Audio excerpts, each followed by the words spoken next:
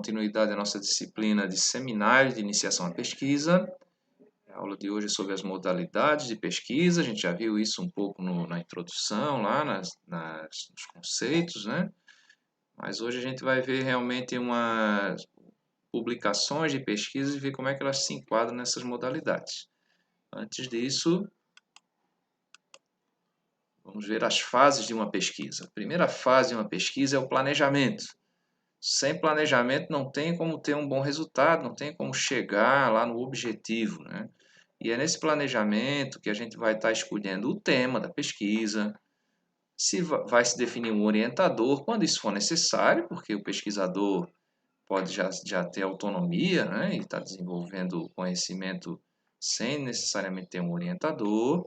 No caso dos trabalhos acadêmicos aqui, dos cursos técnicos, a gente vai precisar sim ter um orientador, né?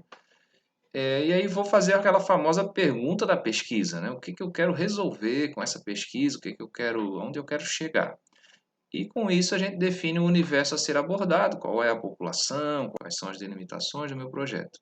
E aí vou verificar os recursos que eu já disponho e aqueles que eu posso dispor, aqueles que são disponibilizáveis. Por exemplo, eu posso ter uma verba para ter um edital de pesquisa aprovado e ter uma verba, por exemplo, para contratar um bolsista, para poder, por exemplo, ali comprar um equipamento, montar um experimento no laboratório.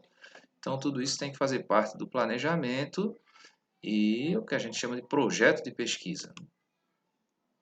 E durante a execução dessa pesquisa, a segunda fase, é onde eu vou realmente coletar os dados, analisar esses dados, e se for necessário, essa análise pode determinar, né, se necessário, coleta de novos dados.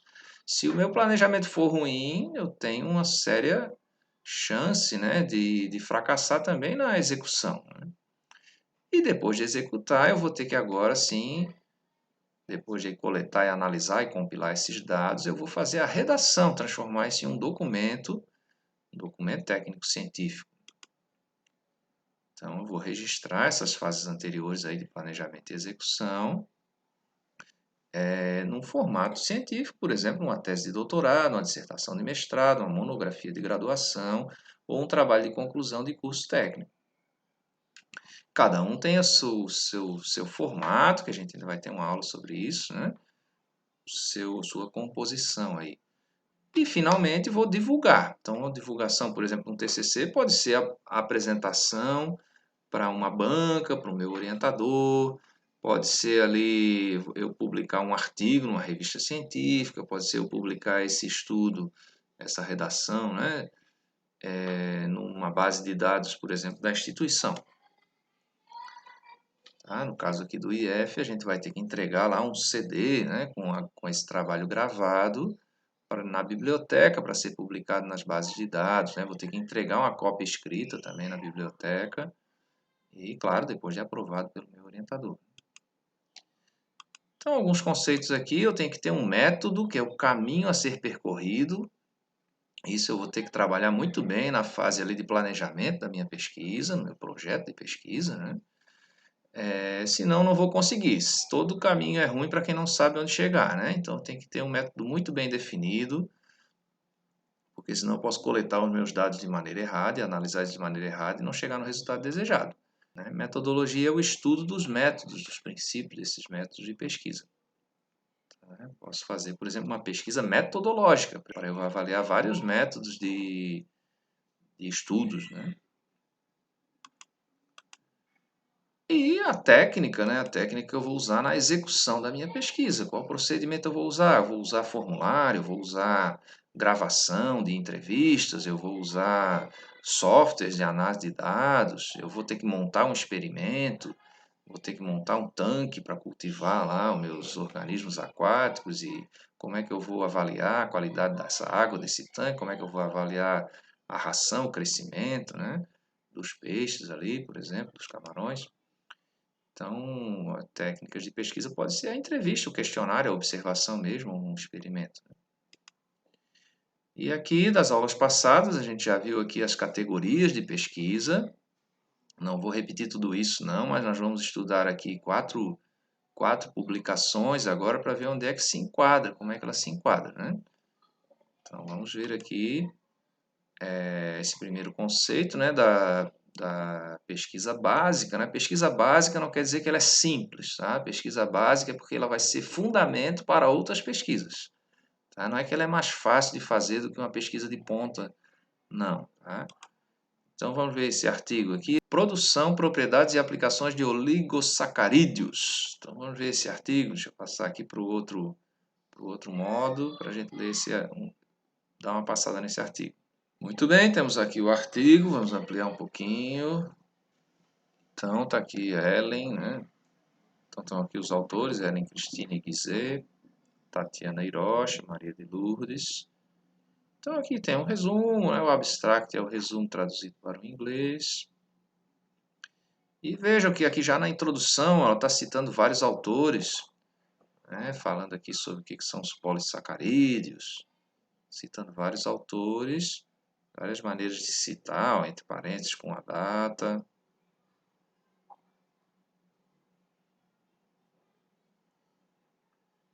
Aqui quando é mais de um autor.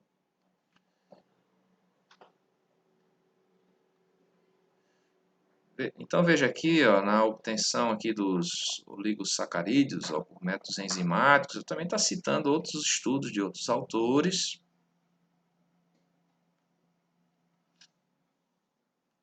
E não se fez nenhum experimento, não se entrevistou ninguém, nem nada, né? Então isso é uma pesquisa simplesmente de publicações já feitas e já foram analisadas. Essas publicações são artigos, são livros sobre esse tema. Também não é uma coisa específica para gerar aqui um produto, né? Para se resolver um problema específico. Está falando de maneira geral sobre os oligosacarídeos, né? Eles, né, os autores estão falando, né? E aqui os agradecimentos e aqui as referências bibliográficas, detalhando aqui a editora, né, os autores e a editora e datas de publicação. Então, essa pesquisa, ela é o quê? É uma pesquisa básica, ela não é para resolver um problema específico, né? E ela não usou experimentos, não usou entrevistas, então só usou referencial teórico, né? Então, a pesquisa bibliográfica, tá? Básica bibliográfica. Vamos ver outro artigo. Ó, a pesquisa aplicada, que também é chamada de pesquisa de ponta, né? Aí sim ela vai estar gerando conhecimento para resolver um problema específico. Então, trouxe aqui um outro artigo sobre oligosacarídeos, oligosacarídeos na saúde da criança. Agora aqui vamos ver, é para resolver um problema, né, da saúde alimentar da criança. Vamos pular aqui para o modo do artigo para ver em tela cheia, conseguir fazer uma leitura melhor. Então, está aqui, ó, a utilização de prebióticos, que são também oligosacarídeos, na saúde da criança. Agora aqui eu vou ver os efeitos na saúde da criança. Então, aqui o resumo, abstract, mesma coisa, né? É um artigo científico. Tem uma introdução aqui, onde ele já vai estar numerando aqui, citando bibliografias. As fontes de dados, então, deles aqui seriam a revisão de literatura. Se a gente olhar lá no comecinho do artigo, ó, artigo de revisão. Então, a revisão bibliográfica, né? Pesquisa bibliográfica de outras publicações. Então, eles usaram aqui base de dados virtuais de saúde da Biblioteca Regional de Medicina, BIREME, que inclui Lilacs, Medline e Cielo. Então, na primeira etapa, foi utilizado um descritor de saúde. O número de arquivos encontrados lá foi 16 mil artigos, né? Então, eles tiveram que usar um método aqui para selecionar os artigos os mais relevantes. E aí sim, ó, numa segunda etapa, esses 167 estudos foram avaliados individualmente, tiveram que ler, né? Todos esses 167, não aqueles 16 mil, porque já usaram aqui um método para selecionar os que interessavam para esse estudo, né?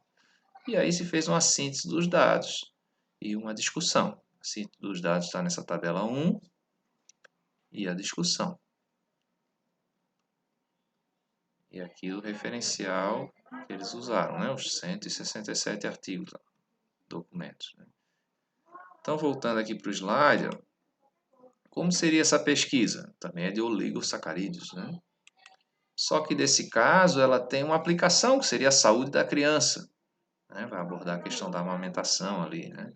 Mas é uma pesquisa aplicada, mas bibliográfica. Tá? Não entrevistaram ninguém, não fizeram ensaios clínicos, nem nada. Usaram materiais já divulgados, já publicados e analisados, né? Outro tipo de pesquisa, então, é quantitativa. Então, vamos ver um artigo. Eu separei aqui da Revista Brasileira de Medicina do Esporte um artigo sobre a fadiga muscular. Vamos lá para o outro modo, para a gente ler esse artigo.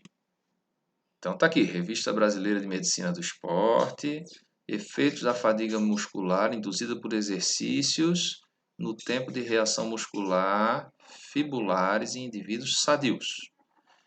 Então, aqui estão os autores, aqui, né, um resumo e a tradução desse resumo para o outro idioma aqui. A introdução, né, citando aqui já algumas fontes de referencial bibliográfico. Diversos autores têm estudado o efeito da fadiga muscular no controle neuromuscular. E aí aqui ele explica o método, né? Então a realização da pesquisa ocorreu no laboratório de exercício da Universidade Federal do Rio Grande do Sul. Antes da realização do estudo, cada indivíduo consentiu formalmente. Tem a questão de ética, quando a gente lida com pessoas aqui. Então tem que ter um termo de consentimento, tem que passar no comitê de ética, né, da universidade. E aqui a população foi composta por 14 indivíduos do sexo masculino. Tá? Eles são praticantes de atividade física regular e não tem histórias de lesões prévias, né? Então optou-se por não utilizar pessoas dos dois sexos pelo fato de alguns autores mostrarem diferença entre homens e mulheres. Então focaram aqui em homens, fizeram esse ensaio. Então a coleta de dados ocorreu em 3 etapas, então avaliação do tempo de reação muscular, indução da fadiga e avaliação do tempo pós-fadiga. Então vou mensurar antes com o equipamento, né, a reação muscular, submeto a pessoa ao esforço físico lá em laboratório, padronizado, né, e vou mensurar também depois desse exercício, né. Então ele usou aqui um eletromiógrafo, né, para medir a resposta muscular. Está usando aqui que foi utilizado uma plataforma de inversão súbita de tornozelo. A fadiga muscular foi induzida por exercícios ativos, resistidos, localizados. Então explica tudo como foi feito esse ensaio, né? Isso aqui é um experimento científico, né? Como foi feito o ensaio. E aqui a análise do sinal miográfico, análise de filtragem, né? Depois foi feita uma análise estatística, né? Então para isso tem que quantificar as coisas. E aqui está a tabela dos resultados. Os gráficos, no final tem uma discussão, né, sobre os resultados. E uma conclusão, né? A fadiga muscular induzida através de exercícios resistivos não influenciou o sinal elétrico de repouso dos fibulares. Houve um aumento significativo no tempo de reação muscular após a indução da fadiga. Então vejam, o estudo aqui não é para resolver um problema de uma contusão de um atleta ou de melhorar um problema específico, né? Mas ela é quantitativa, né? Então vamos voltar lá para o slide, aqui estão as referências que eles usaram, né, bibliográficas aqui. Vamos voltar lá para o nosso slide. Então voltando aqui para o nosso slide, vamos ver como é que essa pesquisa é classificada. Bom, é uma pesquisa básica, porque não está resolvendo um problema específico. Não quer dizer, por ser básica, ela é simples, né? Ela vai ser a base, vai ser o fundamento para outras pesquisas, por exemplo, estudo aí de atletas, de desempenho de atletas, pode usar esse ensaio aqui. Ela é experimental, né? Foi montado lá um ensaio no laboratório, um padrão, né? No laboratório de esforço físico, e ela é quantitativa. Eu tenho aqui, eu mensurei, né? A resposta do músculo depois da situação de fadiga muscular. Vamos ver agora uma qualitativa. Eu separei aqui uma pesquisa, uma dissertação de mestrado na área de enfermagem. Existem umas correntes de pensamento que dão mais força para a pesquisa que eu posso comprovar, quantificar, né? Mas a qualitativa é tão importante quanto. Tem várias coisas que eu não consigo quantificar, mas eu consigo gerar dados para resolver problemas ou para servir de base para a solução de problemas. Então vamos ver, essa aqui é um departamento de enfermagem da Universidade Federal do Rio Grande do Norte. Então vamos lá, aqui a biblioteca digital da UFRN, né? Teses e dissertações, programa de pós-graduação em enfermagem. Está aqui o título da dissertação, À Beira do Leito, Sentimentos de Pacientes durante a passagem de plantão em unidades de terapia intensiva.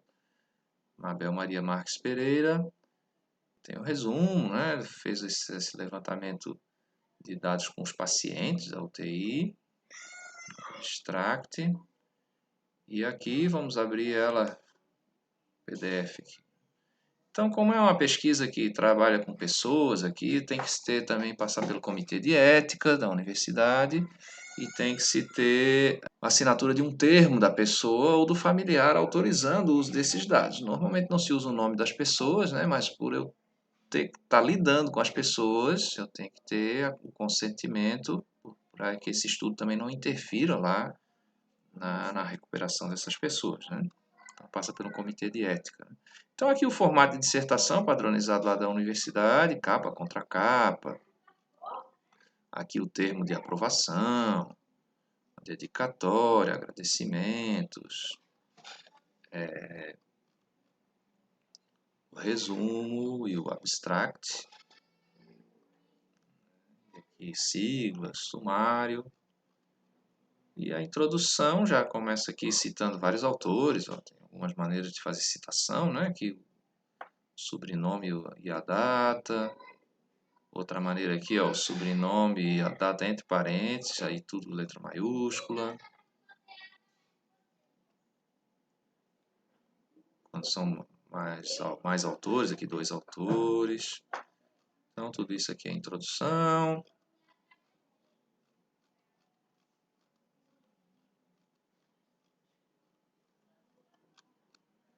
Aqui os objetivos, compreender os sentimentos dos pacientes internados na UTI que vivenciam a passagem do plantão, né? Passagem de plantão é a troca da equipe, né?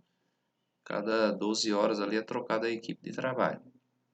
Os objetivos específicos, identificar os principais aspectos apreendidos pelos pacientes na escuta das falas dos profissionais durante a passagem de plantão, descrever as repercussões dessa escuta nos sentimentos desses pacientes.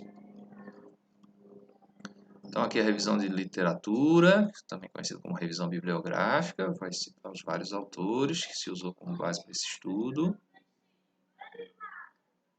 Vou passar rápido, que são 94 páginas, né? E aqui os tipos de passagem de plantão, de acordo com esse autor. Então, ó, por tarefas, em subgrupos, em grupo. A humanização da unidade de terapia intensiva. E vamos lá. O caminho percorrido, quer dizer, como é que foi o método, né, de trabalho, como se levantou esses dados, aqui tem uns referenciais também. Quem participou da pesquisa, que ela deu o nome de Pedras Preciosas para as pessoas, ó. Turquesa é uma jovem de 41 anos, solteira, residente em Natal, é técnica de enfermagem, pratica religião. Aqui Topaz é um senhor de 68 anos, então caracterizou aqui as pessoas que foram entrevistadas, várias, né? E agora as revelações, né, dos pacientes, o sentimento dos pacientes durante a passagem do plantão, a coleta de dados, foi um questionário, né, que é uma entrevista armada que a gente chama, né? Você vai levar um questionário, entrevista as pessoas e vai marcando você mesmo nesse questionário os resultados. Depois você vai compilar tudo isso e colocar aqui, registrar, né, esses resultados. E aqui as considerações finais e as referências bibliográficas. Tá, então vamos voltar lá para o nosso slide para ver como é que se enquadraria essa pesquisa. Então, voltando aqui para o slide, vamos ver como é que se enquadraria essa pesquisa, essa dissertação de mestrado. Veja, essa autora poderia ter pego aquela primeira parte lá de revisão bibliográfica e ter feito um artigo somente de pesquisa bibliográfica, publicado lá um artigo, né? Depois ela poderia ter feito um outro artigo sobre como foi levantado esses dados, né? Nesse caso aqui, ela publicou o conjunto, né, que é essa dissertação de mestrado. Mas durante a execução de um mestrado e um doutorado, a pessoa pode ir publicando vários estudos, inclusive com outros autores, em formato de artigos científicos em revistas, né? Então, está aqui, essa é uma pesquisa aplicada, porque eu estou preocupado aqui na evolução dos pacientes de UTI, né? Se a passagem de plantão tem alguma influência na recuperação dessas pessoas. Ela é qualitativa, porque eu não tive como quantificar, eu não, né? A pesquisadora aqui não teve como quantificar as coisas, né? É descritiva, porque ela vai dizer como as pessoas veem essa passagem de plantão, né? E é uma característica de levantamento de dados. Com esses resultados aqui, pode-se desenvolver, por exemplo, uma outra forma de passagem de plantão, uma outra forma de comunicação com os pacientes, se evitar algumas rotinas, por exemplo, alterar algumas rotinas, tudo isso para se ter uma melhoria no tempo de recuperação das pessoas, por exemplo, uma diminuição do tempo de internação na UTI. Então, uma pesquisa aplicada, pesquisa de ponta, qualitativa. Muito bem, então encerrando aqui agora, quero dizer para vocês então fazerem a tarefa que está aqui nessa aula e também as outras tarefas dessa semana que a gente vai estar publicando. Muito obrigado pela atenção.